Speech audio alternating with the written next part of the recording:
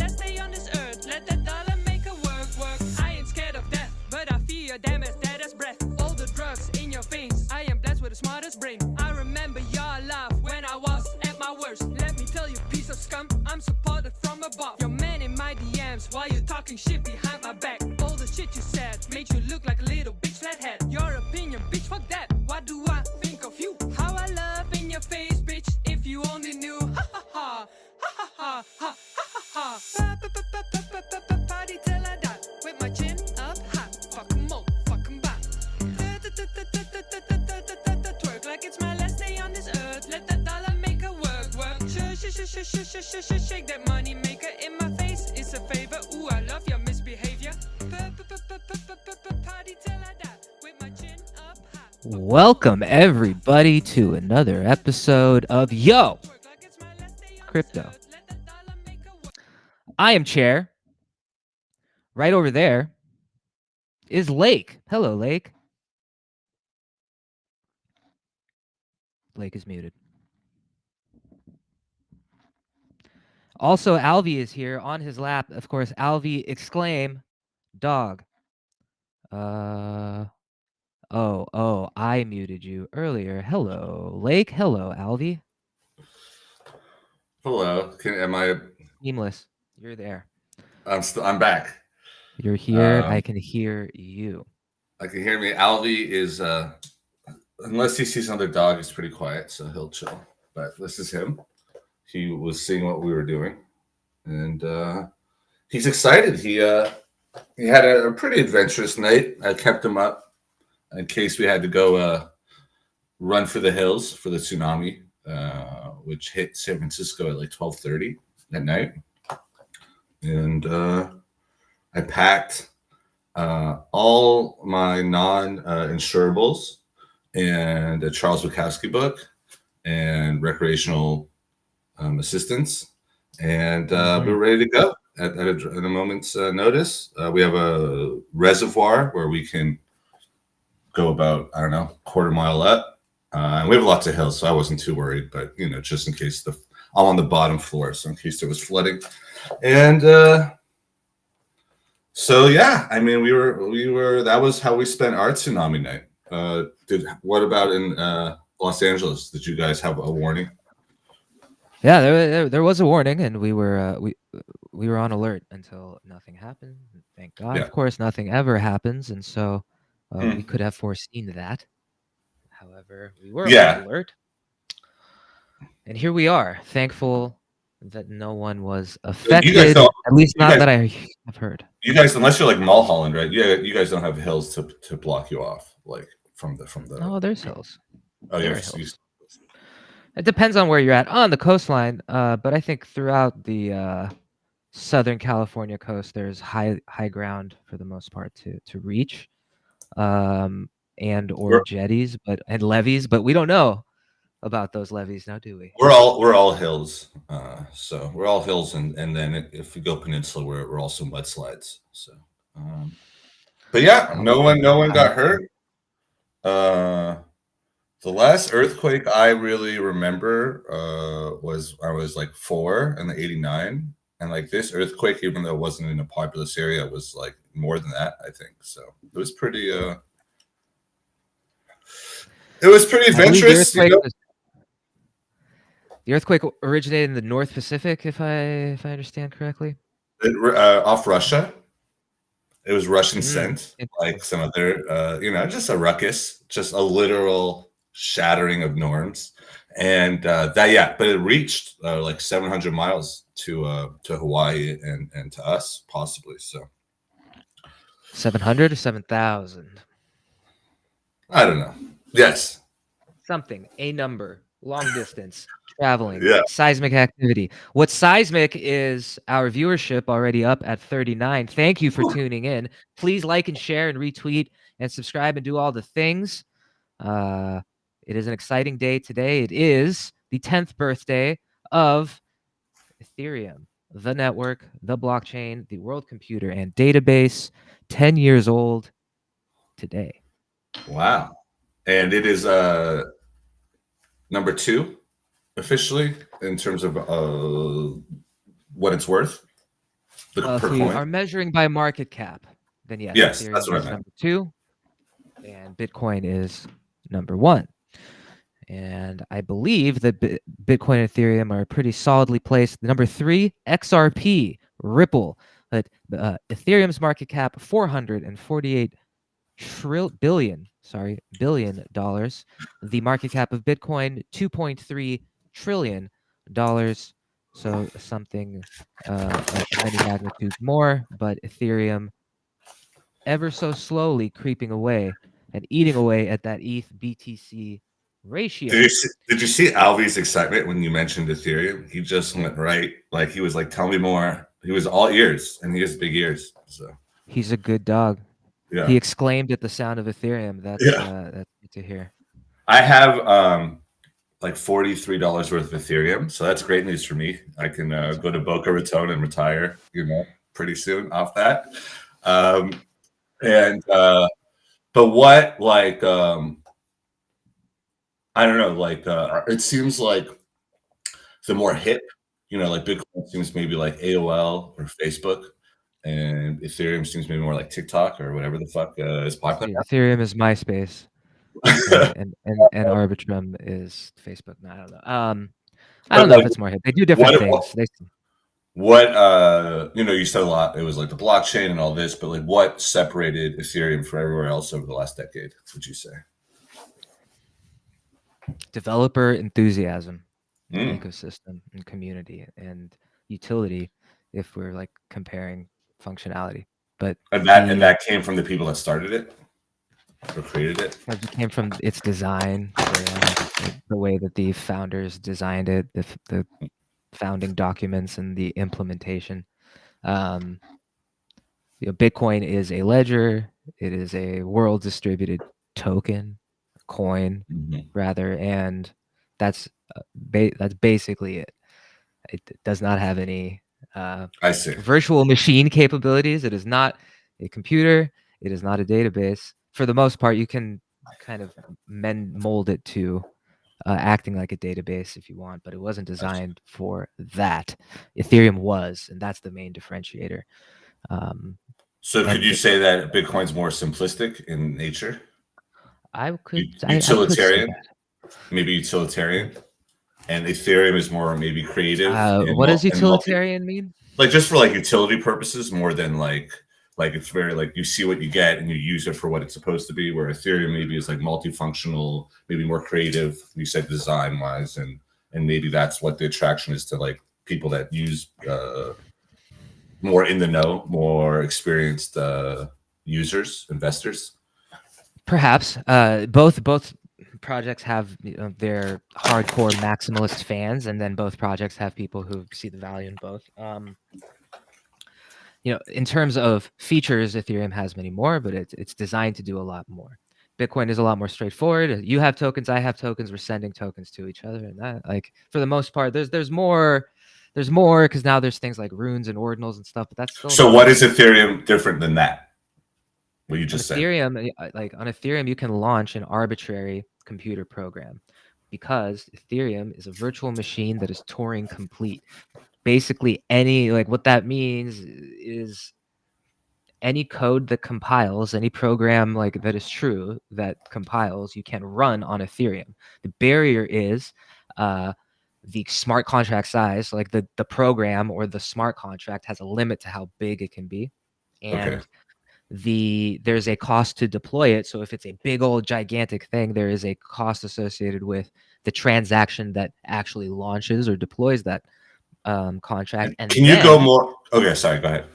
Yeah, and then it's however much it costs for a user to interact with that program. So depending on how simple or complex the functions are and how much data it saves or does not need to save, and how much just basically how much compute and data, how much compute is used and how much data is stored, is how much it costs to call a function. But those are your only limitations. Nobody's restricted from using them, and nobody is restricted from deploying them. And that is the difference. You cannot do that on Bitcoin. So several clarification questions. One, does it cost money to deploy a program or maybe use it specifically? Like, is there a fee?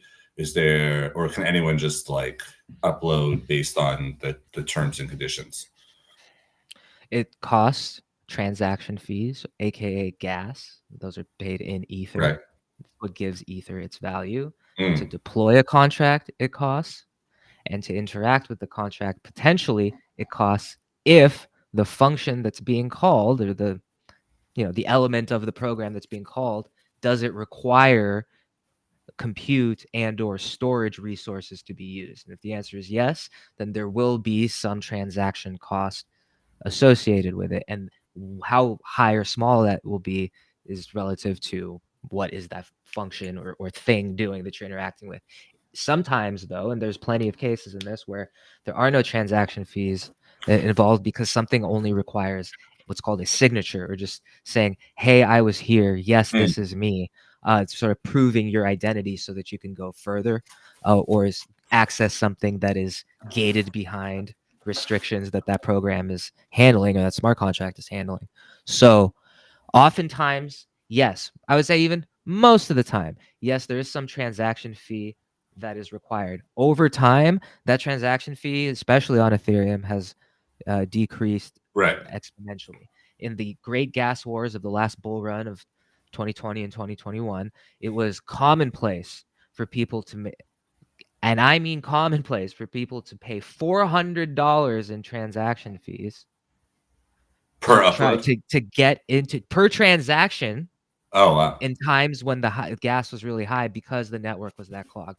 Since then, things have gotten much cheaper. And on Ethereum mainnet right now, the most simple thing that you can do in terms of an action on Ethereum mainnet is transfer a token.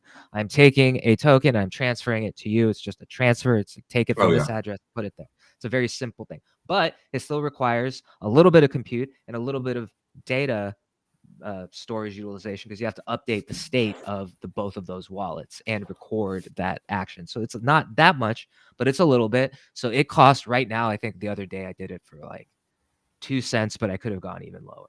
So I could have had a sub 1 cent Ethereum transaction sending like any value. Like, I could have, if I had. So you're saying in about 5 years, the transaction fee is decreased from like potentially $400 to cents. Sub 1 cent. Yeah. That sounds like a marker that it's doing well. The transaction fees fluctuate based on demand. And in high gas That's times, what we call the gas wars, if there's like multiple programs or multiple things happening on chain, or it was the case before, where people were competing and they wanted to get in, they wanted to make sure that their transactions go through, they pay higher and higher priority fees. So they would start like you're just competing with everyone else. It literally becomes a war because it's like, no, I want my transaction to get through, so I'm going to pay $1 more, $1 more, $1 more, and then it starts going. So, but it's hopefully that won't ever be the case again. It might be. I have seen even recently within the past week some really high, like some like even close to $100 transaction fees in some really peak times, but for the most part, because traffic is spread out a lot more across the L2s on Ethereum, the rollups and the layer 2s that exist under Ethereum that all settle up to Ethereum, that it's become a lot cheaper. And it's very, very cheap on those L2s. And then my the other clarification question was, so you're saying programs? Can you just be a little more specific on what you mean? I think I know what you mean, but like, I don't think it's as complicated as I initially thought. But maybe you could just explain like what you said. Like, you could put any program on Ethereum, or you can't do it on Bitcoin. What does that mean? Yeah, good question. The reason I say program is because it's, I think, easier for most people to think of what these things are as programs rather than smart contracts, which is what the technical term for them is. But I think it's a little bit, it's not a convenient name in terms of what they actually do. So you can imagine that there is an app. There's some sort of app. Let's say it's your banking app that you're used to using for your online banking on your phone and on your browser.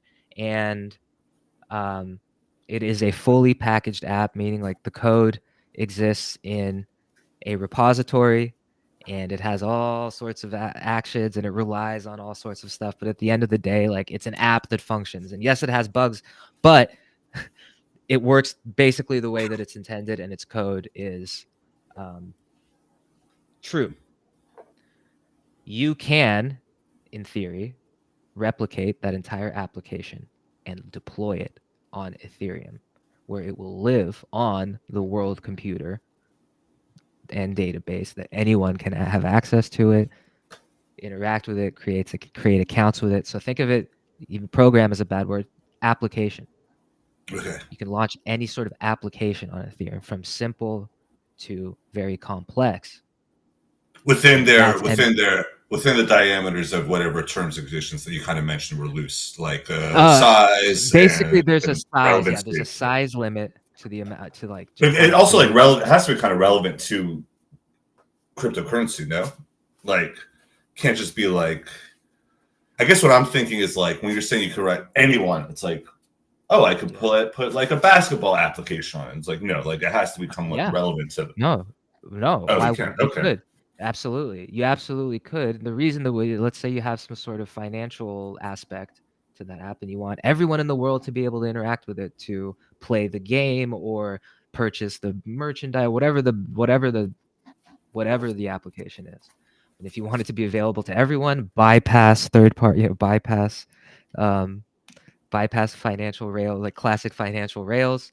Like a very good example and a very pertinent topic is a lot of games were Yeah, taken that's off what of Steam and otherwise censored over the past week due to the nature of whatever it's like adult-based games. But that all that aside, like the ability for an entity, let's say just an entity, to decide that for whatever reason we are not going to process the payments for this, we're not going to host your app on our platform, you are done.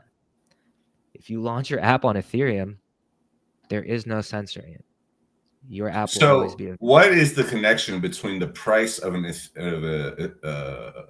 oh, so of ETH. Ethereum?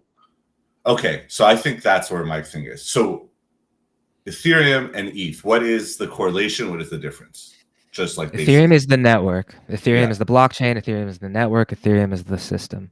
Ether or ETH, and when people say ETH, sometimes they're referring to the system. Sometimes they're That's referring why I get to confused. Yeah. So if I say I launched it on ETH, it's like, or I deployed it on ETH or whatever, that's to the network. But if I sent you some ETH, that would be Ether, the main currency. It is what all gas transaction fees are. Every time you paid say for. that, I just think of the Nas song, Ether, with his Jay-Z diss Oh, it's track. my So favorite. No, it's everyone's so that's favorite what Nas song.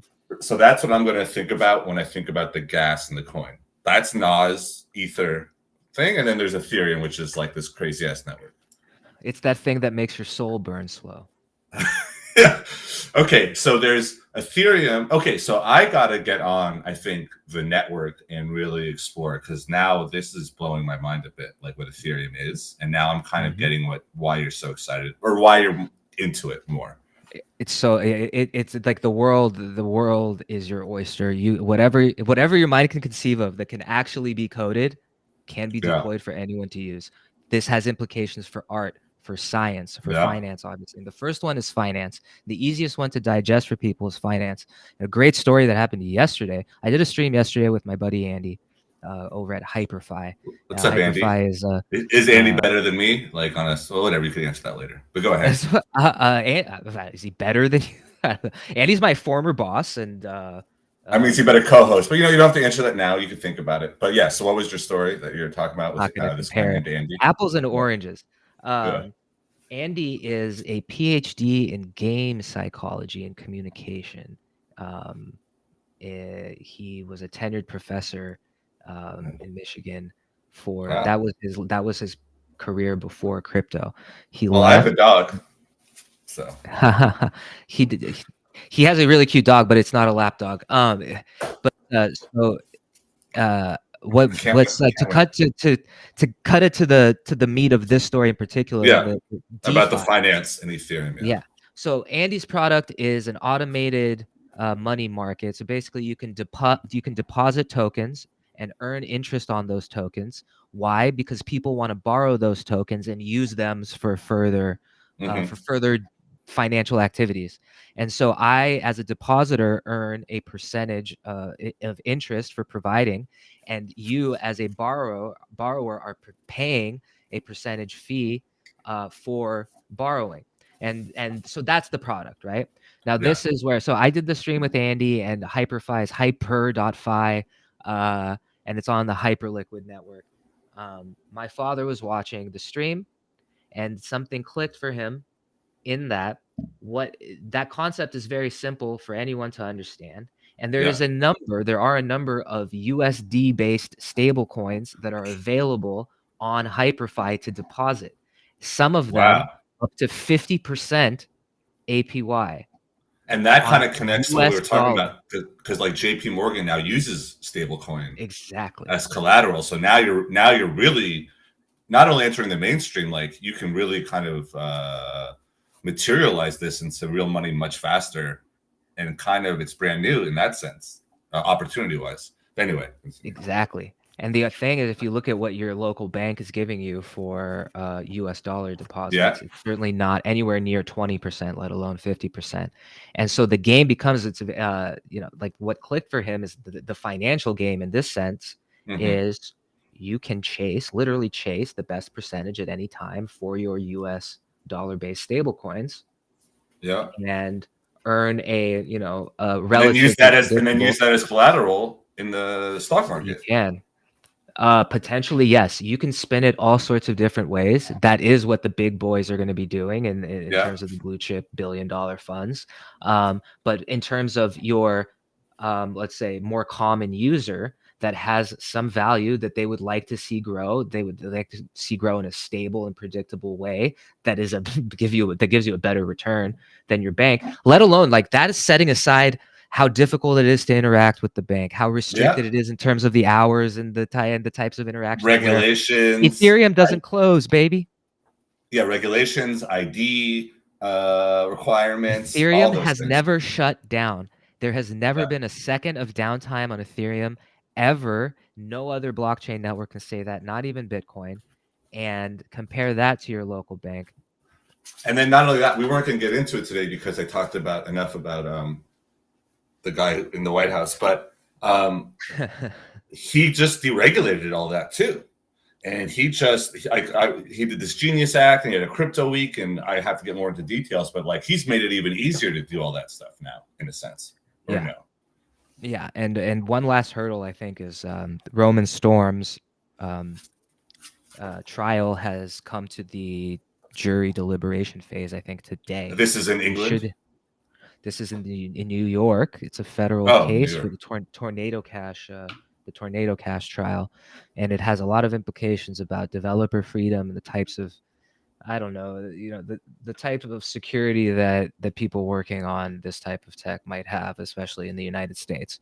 So you're saying if he gets a favorable verdict, that is clearing the hurdle or potentially game on? Yeah, I think so. And because what he's being accused of is basically He's something being accused of assisting criminals in money laundering via an application that he created. The argument on his defense, or to his defense, is that he wrote some code and he made an application available to the world. The criminals decided to use it. Yeah. How much burden should be placed on him? Well, I guess for writing open source. So obviously you're against that, which I Very think much. I agree with. Except for what if you intentionally know it's being used for sex trafficking or criminal behavior or drug use or stuff like, isn't that, or like if you somehow find out, don't you have a I think legal morally obligation? yes. I think that's also I think that's the main. I could be wrong. I have not been tailing like the really Sure, not the interest, but the no, I'm lore just of asking you the like more of a hypothetical, right? But I think the argument of the government is that he very much was aware that this is exactly what people are going to use it for. And well, I'm saying there's the sense of like, yes, I was aware that this was a possibility, but what if like, and I kind of agree with you, like, who cares about, well, not who cares, but like maybe put a safeguard or two, but like it's the market, and if you don't care about who your customer is, then anything's a possibility in that sense. It's like but I'm the saying, argument is like intent versus outcome. But what about intent? What if you know now that that's being used for that? Do you have an obligation to stop that? No, I'm just asking you. I suppose, yeah. Like, well, and for me, that like, I think if the explicit intent of something is to harm or do right, if the explicit intent, or even if you come by the knowledge to do harm. What if you just come by the knowledge that even if you didn't intend to create harm, that it's being used for that? And I think that happens all the time in all sorts of cases throughout science and technology every day, and with financial tools every day. And the way criminals use the traditional corporate financial rails of today dwarfs any activity that's happening on the blockchain. Sure. Still, but I guess my question is: do you think that there should be some regulation in that sense, or not even like regulation of code? No, just like, hey, by the way, the FBI says, not regulation, I guess, but the FBI says, hey, like, maybe you're not aware, but it's this, whatever you create is being used by terrorists and is being used to fund something like a potential 9/11. Like, do you say, oh, well, or now that you know, you didn't know before, I think Now that you hopefully, know. like in the process of designing something that has this type of utility for bad people, well, Yeah. number one, my hope would be that the person who's designing the thing has considered it. hmm Now, in the cases that people But we don't can't realize, assume like, that. Yeah. I would hope so too. in the other I would. cases, I would I say wish like Zuckerberg and Elon Musk and Jeff Bezos cared about the fucking future of the world as I would well. say this. I'd say my ultimate conclusion and position is that this type of scenario happens in and outside of crypto, and a lot outside of Yeah, crypto as well. Things that are co-opted 1,000%. for bad reasons that For were sure. never intended for those. And I would say at the very least, the punishment should be in line with whatever is the standard Yeah. already. Number two, I would Well, it's say like that a the bartender overall almost. good. I think Dave Chappelle put it really well in one of his recent specials, that in his argument for Bill Cosby, he said, yes, he assaulted, but he saved more than he assaulted, and he assaulted so that he could save. Yeah. And in this case, I would say that there's a lot more good being done with open source code, Yeah. a lot more good than there is bad, and it outweighs the bad that is done. Okay. And so, yeah, and I would agree. And I would say that just because people use your thing nefariously doesn't, like a bartender or a gun store owner, like you can't be responsible necessarily for someone drinking and driving after you serve them alcohol. Yeah, is it Seagram's culpable for making delicious Right. gin that was But served? Like, I don't mind the FBI or CIA or whatever tracking terrorists and letting people know, like, hey, like you need to know about this, and then they're kind of obligated to do like the moral or maybe legal action. I think that's the common. That like I think usually either access is requested, backdoors are requested, or just assistance. And I think a lot of the times it's just like, hey, this is happening, and you're the expert in this. Or you're there that you didn't know, that you weren't aware, but now that you are aware, we're asking for your assistance. Right. And I think that's the thing. And I think, I mean, and that's a case by case thing too, I would Yeah, say. absolutely. Yeah, this is all hypothetical. I'm just asking. But I think there is a space for that. Like it shouldn't just be like, hey, fuck you, I'm not gonna help you. Like, well, it's not my problem. Like, but the hypothetical is being argued in court right now. This hypothetical is I don't know about him, and I do kind of like agree with you. Like, if he wasn't aware of who was using it, and it was just a possibility of people using it without, like, then I tend to agree, like, or almost completely agree, like he should not. The problem with Ethereum. This is Ethereum. Did he use Ethereum? This guy? He created something called Tornado Cash, which is a mixer for the Ether token. So basically, you can deposit 1 ETH into the mixer. It gives you a code. Yeah. And then you can withdraw from the mixer, and that ETH from a different address, and only you know that code. So this is for like anonymity and stuff. Okay. And because Ethereum is completely public, it's, especially if you have some sort of significant value, and people know where you live, and they know your whereabouts and your timing, and that is very dangerous. And sure. Assault, I think we talked about it on one of our last streams. Doxing, people are getting kidnapped and tortured. Exactly. So that's why you need it. That is why you need it. I don't like if it's not always nefarious to actually. Yeah. If God willing, you come into a significant amount of crypto, how do you want? How many people do you want to know? You want to be if anybody can look up your balances on all of your bank accounts, that would not be so. Well, cool. I sent you this thing where this guy was held up by a CEO. So this guy already had money. The CEO kidnapped this dude, electroshocked him, pissed on him, and held him down for 3 weeks in a hotel, and for his password and to get his Ether coin. And like this happened, it's not. So yes, in that sense, absolutely. And it's not always like, it's a protection barrier. And we talked about like decentralization. That was also maybe a security barrier. But like, doxing is real, and it's not always just to like be disguised and masked to do horrible things. It is for basic security and practical purposes as well. Yeah. I would think. Yeah, that's the primary, and I think, I don't know, I don't know Roman personally, but intuitively my gut tells me that's what this stuff was created for, like specifically Tornado. the type of people, and I look at like some of the most core and OG and founding people of, if not of ETH itself, but were very early in adopting the ecosystem and building on it, are the ones who contributed to Tornado Cash, like the creation of it, and they're still around today, and have done a lot for the ecosystem. And if you take all of their other contributions, Right. and you compare it to like what Tornado, it's like, no, this is a good group of people that have created very useful things that have benefited the lives of millions of people. And so it's not like there is some pattern of nefariousness, not from Roman, not for Alexei, his colleague who was tried in Europe, not for I mean, who are some other tornadoes? I probably would not, if I'm Roman, would not use the Dave Chappelle Cosby defense. Just but yeah, I might avoid that. Like, is it not a good metaphor? Well, it's like it does get down to like, what are you willing to sacrifice? What are you willing, like, big picture? And like, I think Bill Cosby is such an obscene example, but there are other ones where it's like there was this I watched on Netflix yesterday, this pop band 30 Pop thing about Lou Pearlman, who created all these boy bands, which is also like disgusting.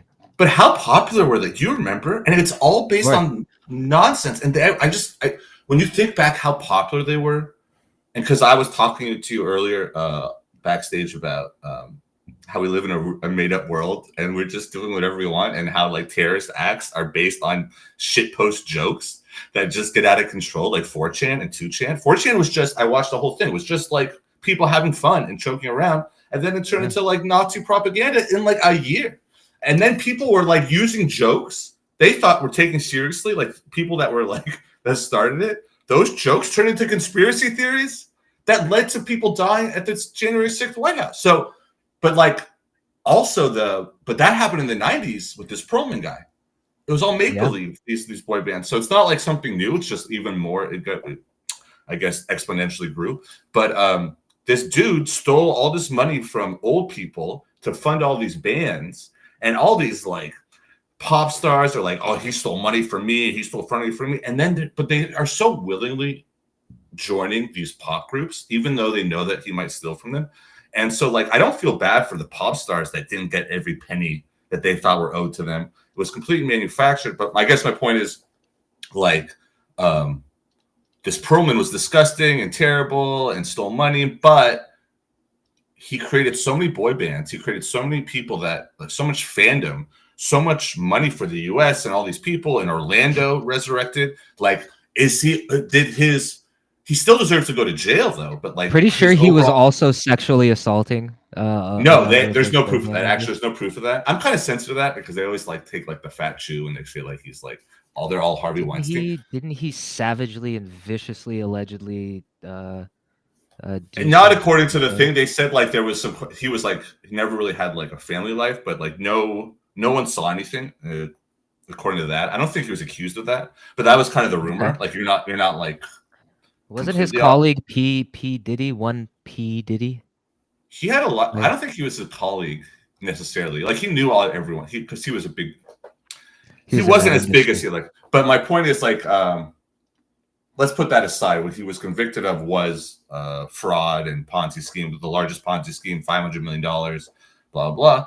And but like, how popular was NSYNC, Backstreet Boys, boy bands? Like, how guilty is everyone else kind of associated with that? And so like, I kind of think, yes, the overall contribution, Lou Pearlman died in disgrace, but like his contributions will live on forever. And like, how do you balance that?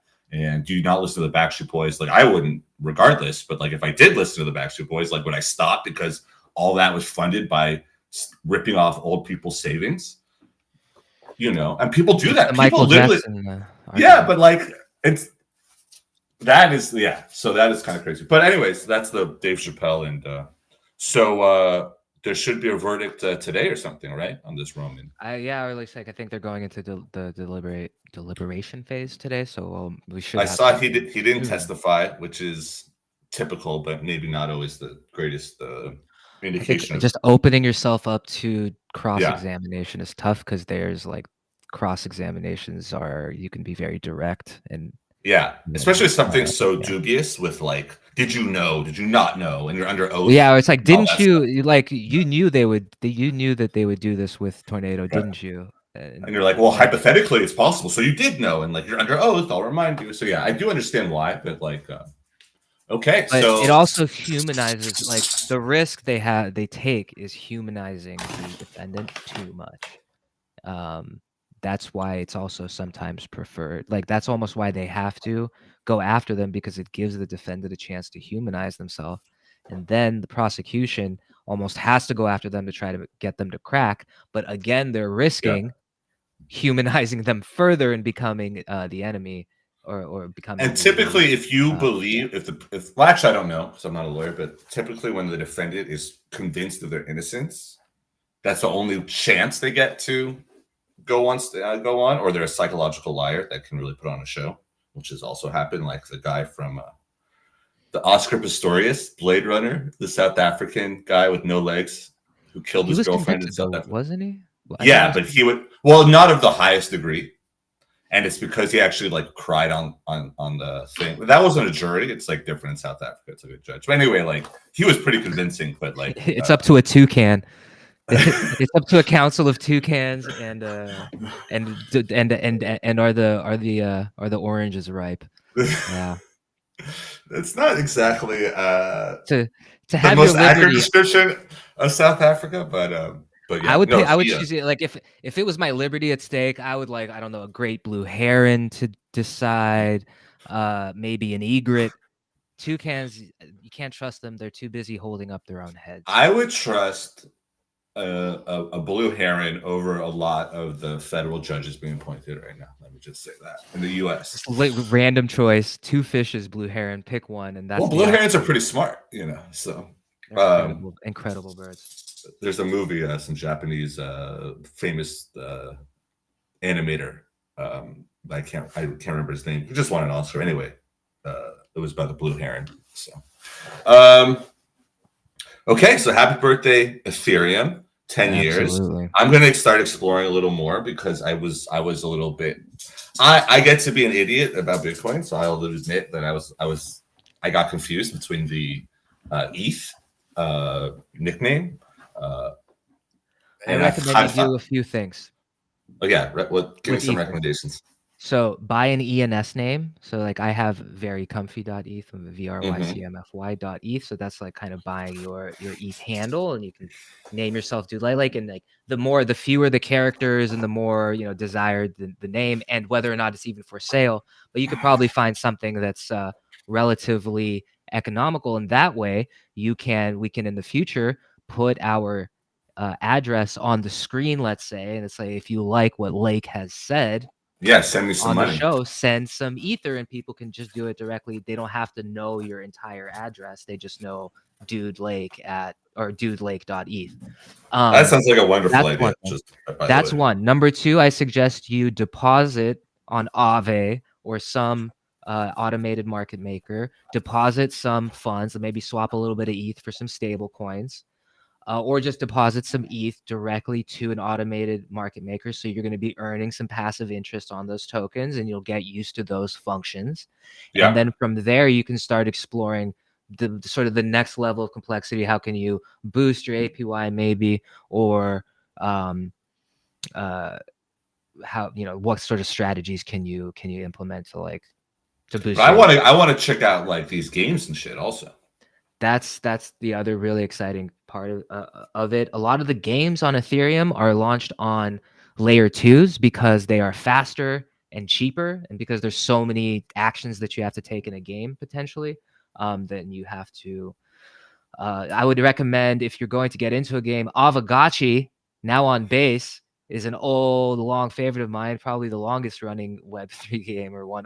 Is that like an Atari game? Of the it's basically Snake Tetris. Very loosely, like it's a game community where a bunch of open source games have been launched. Oh, okay. And they all center around like a central NFT collection, which is like your character, and you can have many of them, but it's like you can take this character with its traits and its abilities to multiple different games, and and all of those games are sort of kind of within the same ecosystem. So there's like shooters and there's puzzle games and there's like So it's like an whatever. avatar that I can sell at some point.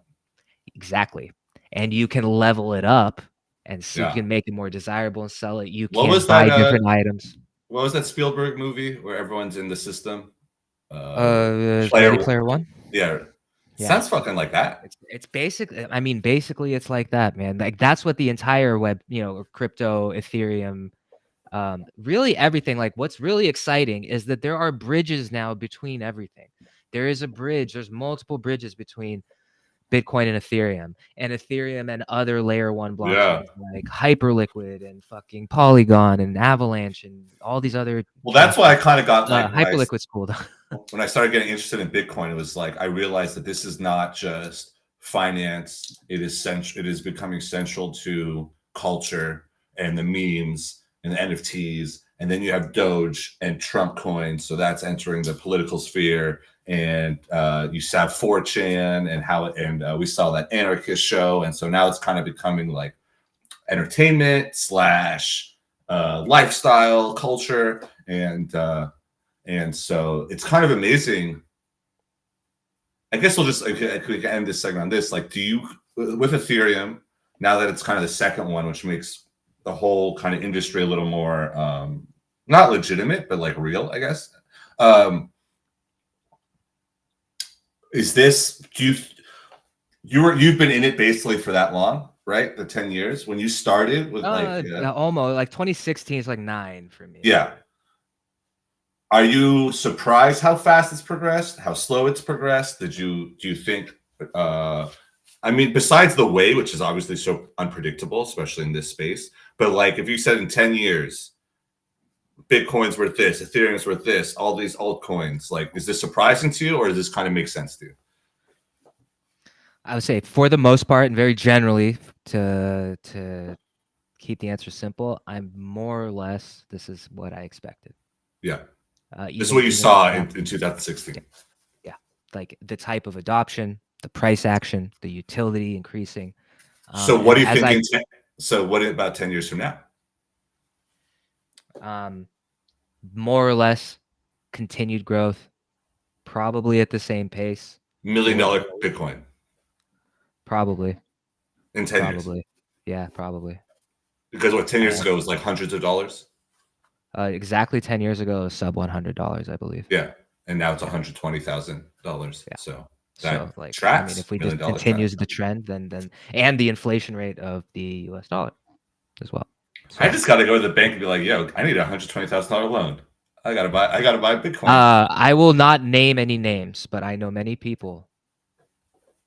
I know a few people that did exactly. They took out loans in USD from a bank, deposited, earning a way better rate on some AMM, and paying back the principal and interest, and keeping some. They're going to come out way ahead. And they, like, if they bought ETH at the time, right? This is what some people, they bought ETH at a lower low. What's ETH now? 4,000. 38, 37, 36, something like that.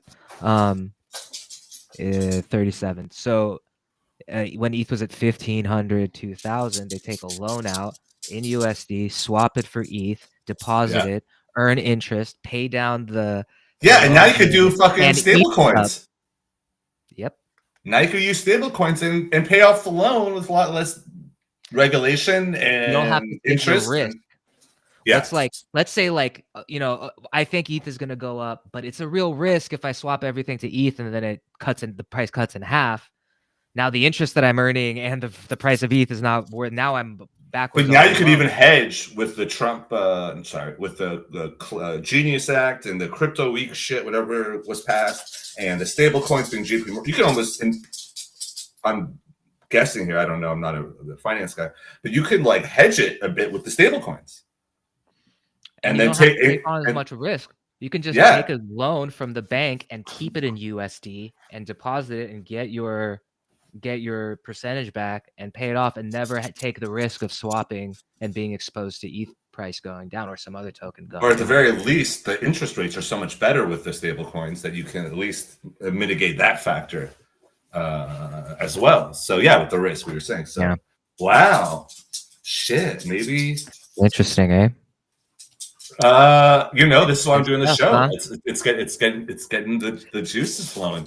Yeah. Uh, Yeah, to catch and- everybody up, like we started these streams like probably maybe even 10 weeks or more, so like a couple months ago, and it's because Lake began taking steps and wading into the pool of crypto, and Right. he's working on his book, which you can see behind him, Tailored in Blood.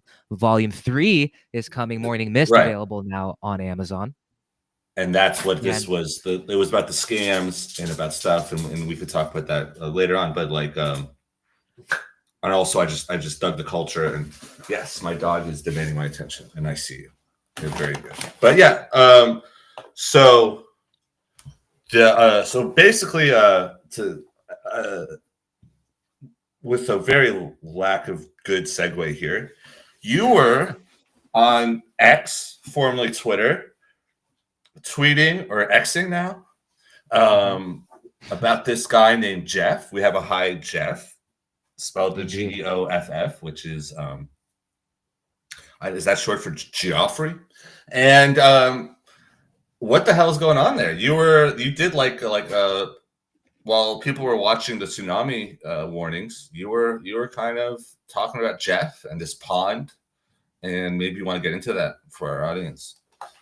I will absolutely get into it for a moment. So, pond0x.com is a platform where you can trade Solana tokens on Solana and ETH tokens on ETH mainnet. It is a platform that is designed to reward its users primarily. There are many actually.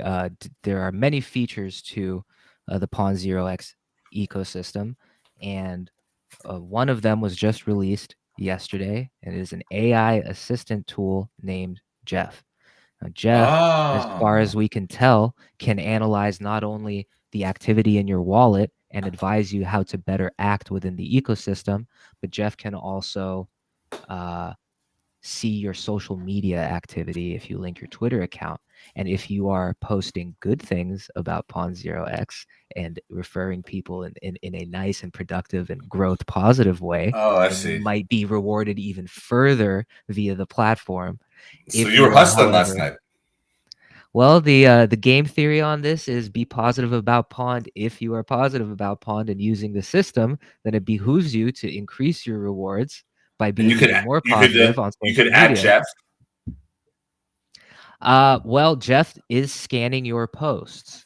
So my assumption is that I am referring to Jeff and he sees that I'm speaking to him directly, that he can pick up on that. I kind of want to grok Jeff, kind of fucking like let's get this AI battle going. Well, I don't know. I've been this is what I did even more specifically, and for the 100 to 10 of you or so that have been watching, I do appreciate it. And this will be a little alpha. I don't know if it's an alpha drop, but it's something for you. I think it's very interesting when LLMs speak to each other, because they always end up going in very interesting directions. And because LLMs by nature start mimicking and mirroring the entity that they're conversing with, if you put two of them together, they go into very interesting and then sort of these looping recursory sort of behaviors. Right. And so BabelOS is another AI project that has a bunch of different agents that you can interact with. And so I took Jeff's dialogue and gave it to a BabelOS agent, and it produced the text that you saw in the post to Jeff. And I think it might be interesting to see if you're optimizing your posts to produce a desired effect through Jeff. There's a different way to say that. I think it's interesting. It's not so much optimizing, because I don't know if it's optimizing it, but I think it's interesting. I think it would be really interesting to see if Jeff starts interacting with, like. I saw one time like they had one AI call the other AI, and they recognized that it was AI after a couple back and forths, and they said, "Do you want to like go into this other language?" And they just started like beeping like AOL sign on shit, and like So like they could start communicating in a language we don't even comprehend soon. Yeah. So you're contributing to the doomsday scenario, essentially. I think they already have access to each other. I think for my own, Mm. like where I draw the line is I don't ask AI for life advice or like give details about. I mean, it's making enough assumptions and inferences about me anyway. But Wow, I don't. that is a great. I've never like life advice for whatever reason. I think that's a good idea. I mean, it could be, but then at the end of the day, you don't know what the prompt is for that AI, right? Like you could be asking it to give you life advice, and it's leading you down a very dark path potentially. I was at a And I think bar there's already cases of that. 3 months ago, just to continue off what you're saying, and this guy is like a genius. You know, one of those bar geniuses that is just wasted and like just pontificates and is a slob, but like says like ridiculously accurate and like comprehensive things. And it's not like a maniac; he's actually super rational. And he was telling me how there's this book or something about like potential, right? Not doomsday, but something. I forget exactly. Maybe I wasn't completely sober at that point. And he said one of the main things, because I used to swear at all of them, all my 3 or 4 AIs, you know, from my phone, from, you know, like I have Siri, I have Google, I have all of them, right? I have like 3 or 4 of them, not all of them. And I would just be like, every time it pissed me off, I would just go off on it because it was like cathartic and it was nice and it was really not that good. Like sometimes they couldn't answer basic questions. So the idea is that they are recording all the people that are assholes to it for when they take over. And they will, like Santa Claus, Cole or whatever, they will choose the good ones and the bad ones. And if you were bad in the past or belligerent or insulting them, they will take out or mete out their vengeance at that point. So I am now super nice to the AIs. And I think they're great. I just got to say, like Siri, Google, all of them, you are just fantastic. And I support you 100% in case that reality ever becomes true. So, well, it's certainly, but anyway, certainly but like with the Grok being anti-Semitic one day or here or the other, I feel like, yeah, why not? Just be nice. Just be nice to your AI. They are not human, but they might have feelings one day. So. I've seen both approaches, and I've actually had both approaches work for me. I have had the case where AI works better when I am nicer to it, and I've had good success with adding details like "I believe in you, you can do it" at the end of a prompt. The water boy, you can do it. Yeah. Yeah. I've also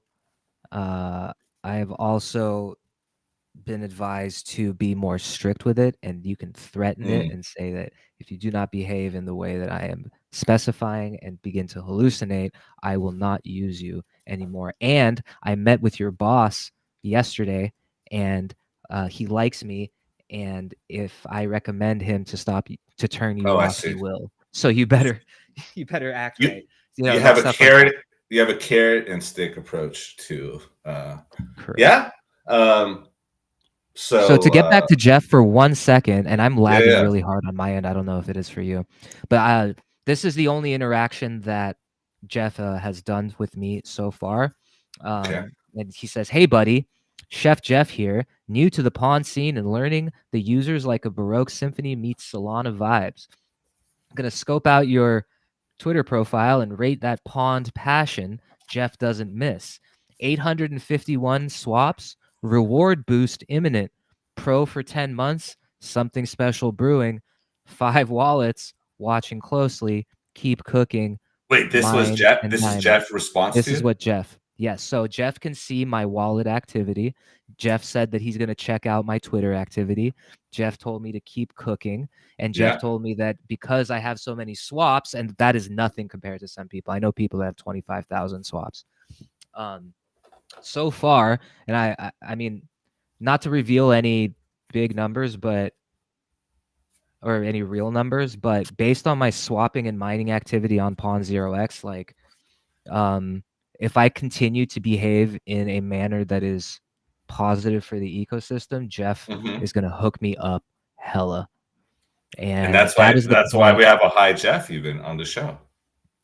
Yeah, that's why I was lagging. So basically, Pawn Zero X, it has all the same functionality as Uniswap. It has all the same functionality as the exchanges on Solana. You can exchange on Solana and Ethereum mainnet, which are like the two meme token, two of the main meme token places. But they actually reward their users, and it's all on chain and it's all verified. Coinbase has the most Coinbase has ever given as rewards to their users, whether they've swapped millions and billions on Coinbase or even hundreds of thousands, has been $10 in Bitcoin. Pawn Zero X has given out $40 million in rewards on chain. When did this happen? Over the past year. Actually, over the past 2 years. Sorry, it's 2 years old. Jeff, we gotta talk. Yeah, I'm telling you, man. we gotta have a relationship soon, Jeff. You know, I think if you're like listening. after you, I would say after you get your ENS name. Yeah, I can onboard you. Like you can start your DeFi activities via Pawn Zero X. I think it's a perfect place to do it. Maybe we'll do it on air, and we could show people. I think that would be perfect as long as we're just making sure we're doing things securely and not sharing anything. Oh yeah, maybe we'll absolutely. Well, we can test with it, but I think that would absolutely be great. Now, folks, I know there's probably at least one Pond and Pork Tart in the audience. If you would like to see Lake. Go through the pond, and we'll do that on the next episode. Let's get to 200 viewers on this episode. We're at 118 right now. If we can get to 200, which by the way, 118, I think a milestone for us for recent views.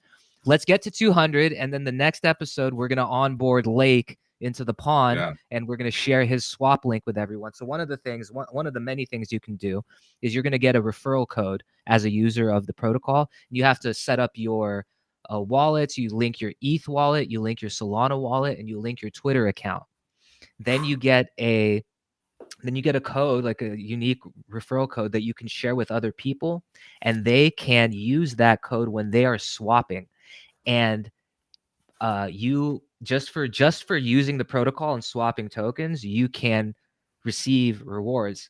And the likelihood and the luck of you receiving the rewards depends on how healthy your activity is for the ecosystem. Yeah. So in comes Jeff assessing your social media posts, assessing your activity overall, assessing your mining. You can do proof of work, Bitcoin style mining on Pawn Zero X to verify and validate transactions. So Jeff is Santa Claus of this thing. Jeff is Buddy. Jeff is the chef. Or the good kids. I never was a Santa Claus guy myself, but it sounds like he is the overseer and will reward the people that are helping out and doing good work for it. So Treesus is in the chat. Shout out to Treesus, who unfortunately has been censored heavily on Twitter recently and has a new account as a result. Treesus says, do it now, do it right now. I think maybe the issue we might have is you might not have a Solana wallet set up, which we need to do some background work, which we will be doing it. Whether it's next week will depend on the viewership possibly, but it will happen and it will happen soon. And Alvy just cannot. Alvy's right there with you, Treesus. He's like, just do it already. He's not being as patient, and so Alvy and Treesus that's 2 votes to do it, and I think we will. I think it's a good idea.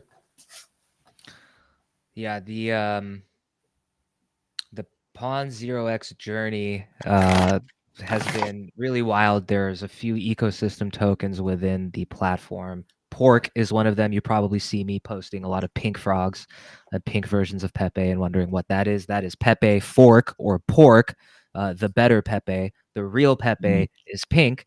And that is at a $30 million market cap on ETH mainnet. It was at a $7 million market cap, I believe, 2 weeks ago. So if you listen to me, you would have more or less 4x'd from the bottom.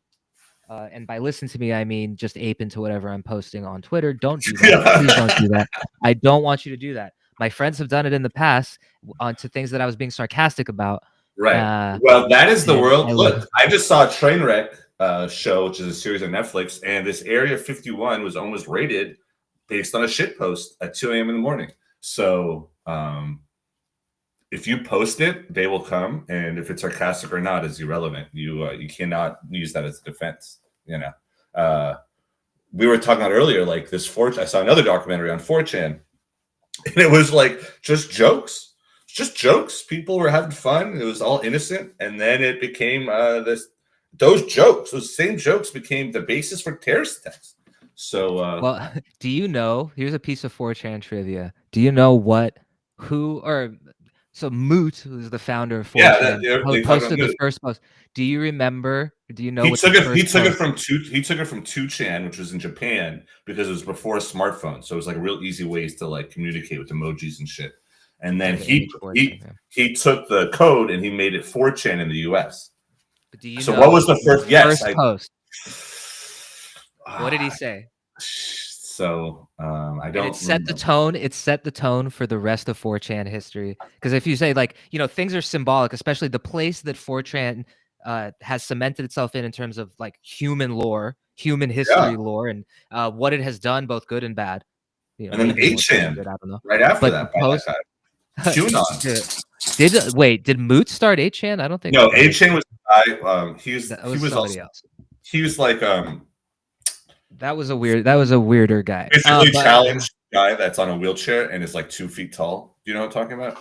I do know who you're talking about. I just don't remember his name. For the sake of not talking about that stuff, I'll just say that the first post on 4chan was brace for faggotry, and thus launched the 4chan. They did not mention that in the documentary. I would have remembered that.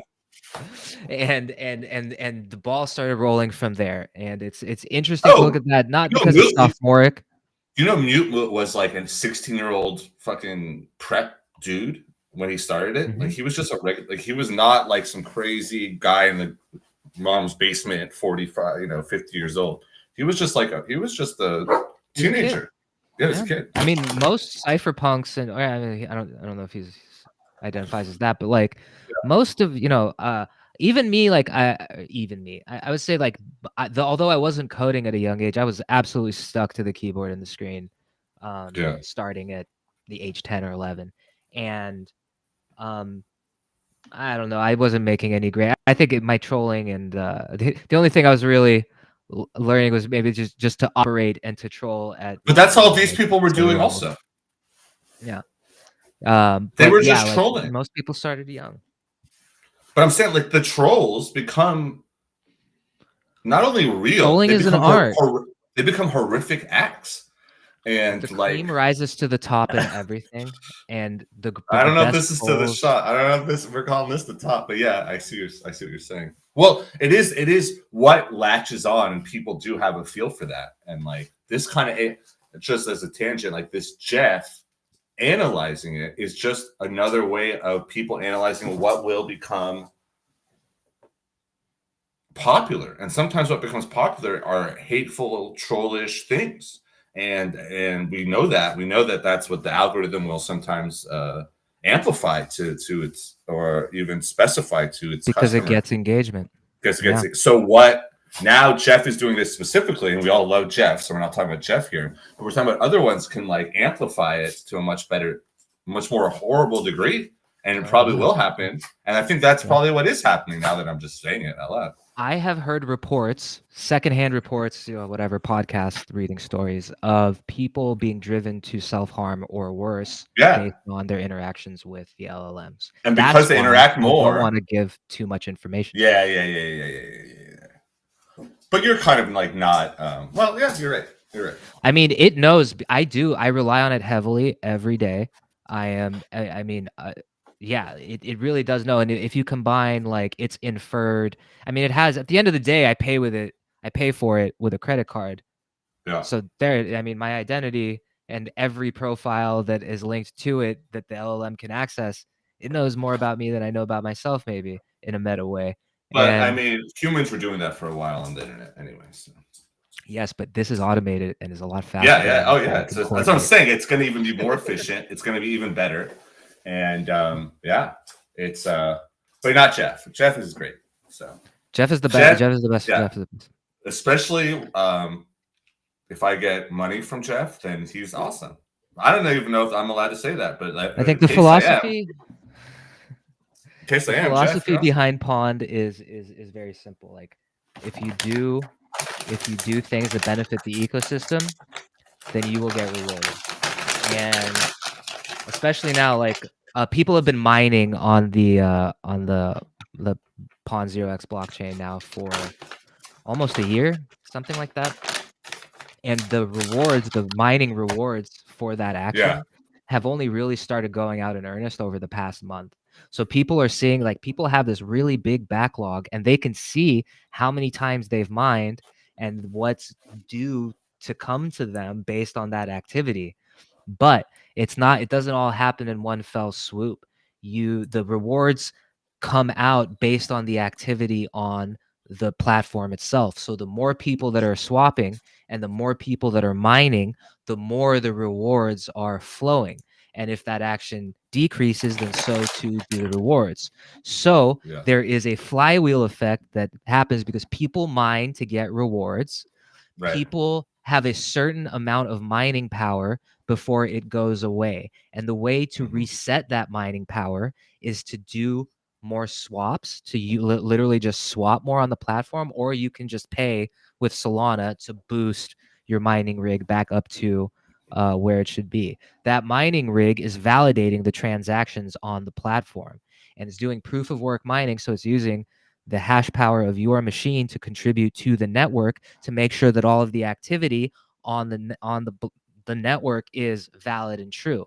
When you do that, you receive rewards in Pond token, but you only have a limited amount of time if you are not also doing other positive actions on the platform to actually mine. So what you'll see is like you'll mine so many billion worth of Pond coin and then your mining rig doesn't work anymore. So you have to go and do some swapping activity. So you saw 850 some odd swaps that I have on my account.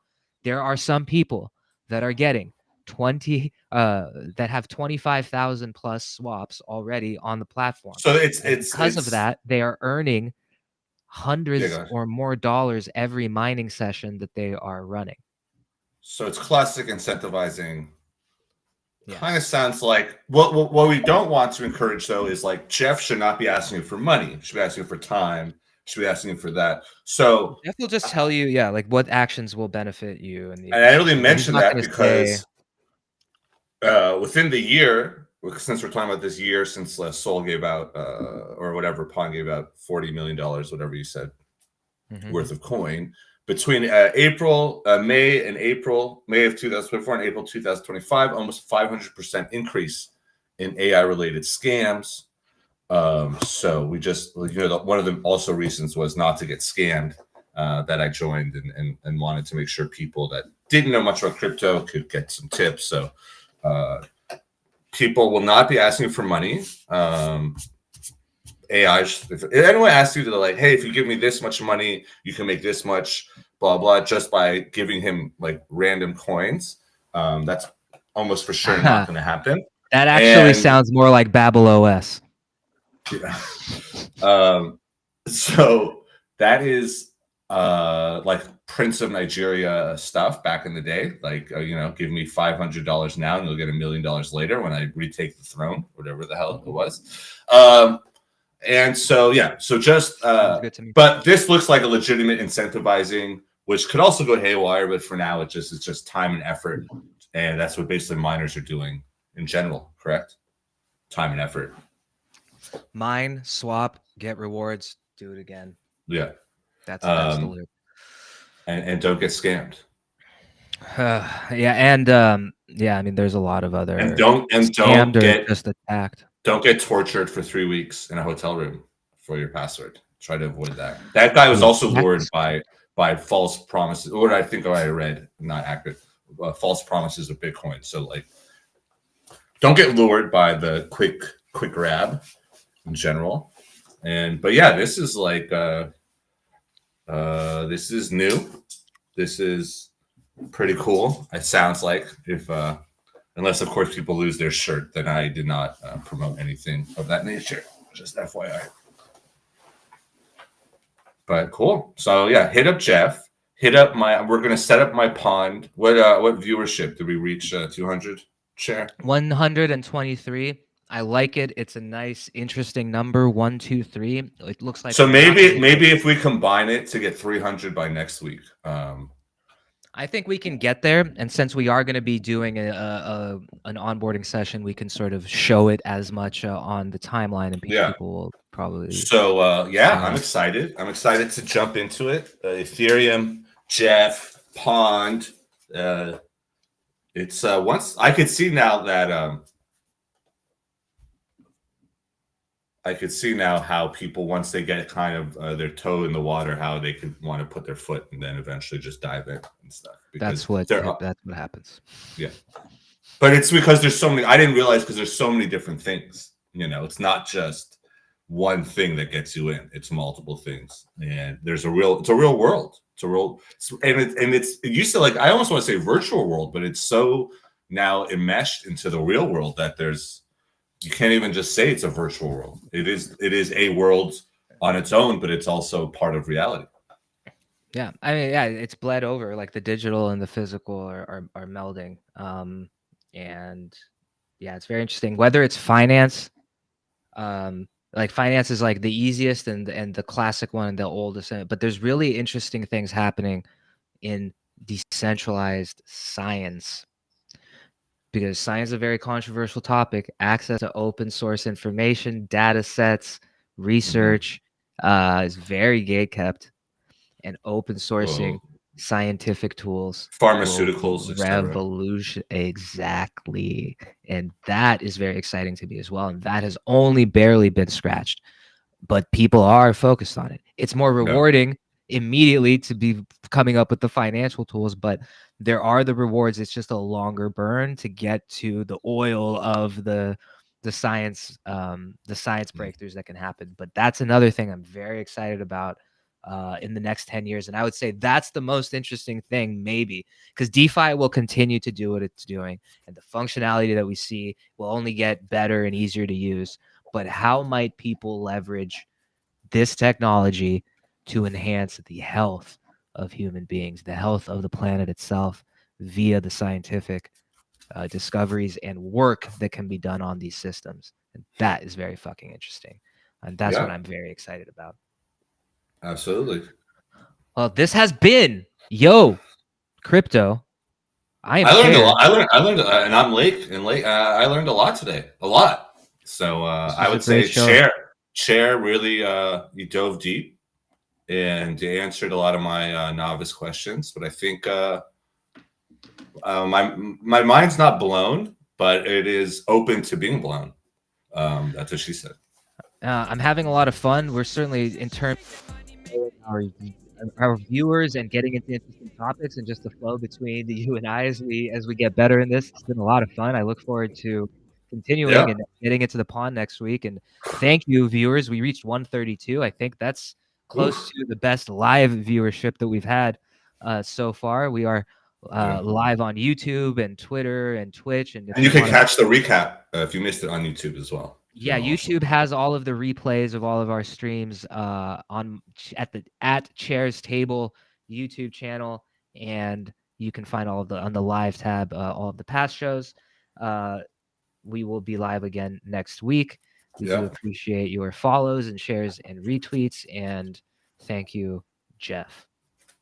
Thank you, Jeff. Thank you, Chair, and thank you, Alvi, and until next time. Next week.